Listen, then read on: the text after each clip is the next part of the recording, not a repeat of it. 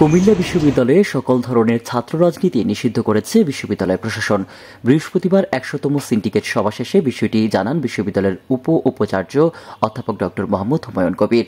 তিনি বলেন, কুমিল্লা বিশ্ববিদ্যালয়ের প্রথম সিন্ডিকেটের সিদ্ধান্ত মোতাবেক বিশ্ববিদ্যালয়ে ছাত্র রাজনীতি নিষিদ্ধ করা হলো। এছাড়া বিশ্ববিদ্যালয়ের আইনের ৪৩-এর ঘ অনুযায়ী বিশ্ববিদ্যালয়ের শিক্ষক, কর্মকর্তা, কর্মচারী কোনো রাজনৈতিক দলের সদস্য হতে পারবে না। শিক্ষক, কর্মকর্তা, কর্মচারীর বিষয়ে যেহেতু আগেই বলা হয়েছে, সেহেতু এ বিষয়ে সিন্ডিকেট সভায় সিদ্ধান্ত দিবে না। সিন্ডিকেটের স্পষ্ট নির্দেশনা সত্ত্বেও কুমিল্লা বিশ্ববিদ্যালয়ে বহাল তবিয়তেই ছিল ক্ষমতাসীন দলের অঙ্গ সংগঠন হিসেবে পরিচিত ছাত্রলীগের আধিপত্য। এই রাজনৈতিক কোন্দলে কুমিল্লা বিশ্ববিদ্যালয়ে খালেদ সাইফুল্লাহ নামে এক ছাত্র মৃত্যুবরণ করেন।